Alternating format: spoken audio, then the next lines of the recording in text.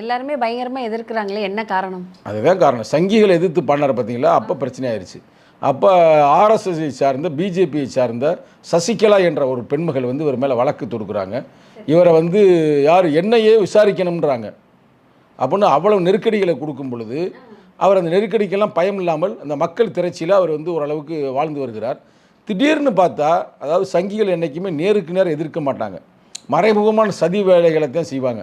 அதுக்காக என்ன பண்ணியிருக்காங்கன்னா, இவரை சுற்றி சில நண்பர்களை உருவாக்கி அவர்கள் மூலமாக இவர் கஞ்சாவை கொடுத்துருக்குறாங்க. அதுவும் கஞ்சா, உங்களுக்கு கேரளாவில் கஞ்சா நிறையா வளரும்.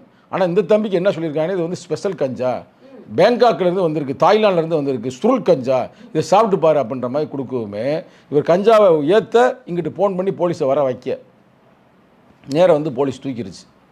தூக்குனதுமே உள்ளே போயிடுறாரு. அதற்கு முன்னாலேயே இவர் மேலே பெண் புகாரையும் உருவாக்குறாங்க.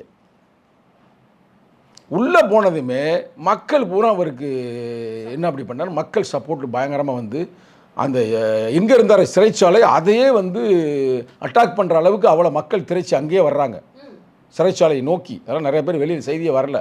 அந்த சிறைச்சாலை நோக்கி மக்கள்லாம் வரவுமே போலீஸே பயந்துடுறாங்க. இவருக்கு முதல்ல வந்து கம்யூனிஸ்ட் கட்சி ஆதரவாக இல்லை, ஆதரவாக இருந்ததே காங்கிரஸ் தான், காங்கிரஸ் தான் ஆதரவு.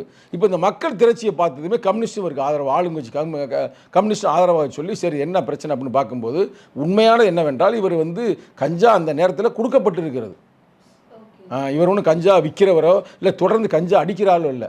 அப்போ அதனால் இவருக்கு வந்து வெளியில் ரிலீஸ் பண்ணிடுறாங்க. ரிலீஸ் பண்ணதுமே அடுத்த குற்றச்சாட்டு வைக்கிறாங்க, நீ அதில் தப்பிச்சிட்டியா வா அப்படின்னு சொல்லிட்டு இந்த தம்பி வந்து இந்த கருப்புன்னு கேவலப்படுத்தினால கருப்பு ஆடை போட்டுதான், இல்லை கருப்பாடை இல்லாமல் சட்டை இல்லாமல் தான் சில நேரங்களில் வந்து பாடுறாரு.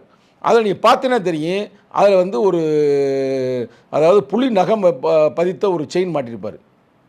அப்போ இந்த புலி நகம் உனக்கு எங்கே கிடச்சிச்சு, அப்போ நீ புலியை வேட்டையாடினே அப்படின்னு அது ஒரு வழக்கு. அப்புறம் அந்த தம்பி சொல்லிட்டாப்புல இல்லைங்க இந்த புலி வந்து எனக்கு ஈழத்தமிழன் ஒருத்தர் கொடுத்தாரு அப்படின்னு ஒரு ரெக்கார்டை கொடுத்துட்றாரு. அதில் தப்பிச்சு வைக்கவே நீ வீட்டில் வந்து யானை தந்தங்களை வைத்திருக்கிறாய், யானை நீ வேட்டையாடி இருக்கிறனா அதுக்கு நமக்கு சம்மந்தம் இல்லை அப்படின்னு அதுக்கு விளக்கம் கொடுத்துட்றாரு. இப்போ விளக்கம் கொடுத்து இவர் எந்த போலீஸ் இழுத்து சென்றார்களோ அதே போலீஸ் இப்போ பாதுகாப்பு போட்டிருக்கிறாங்க.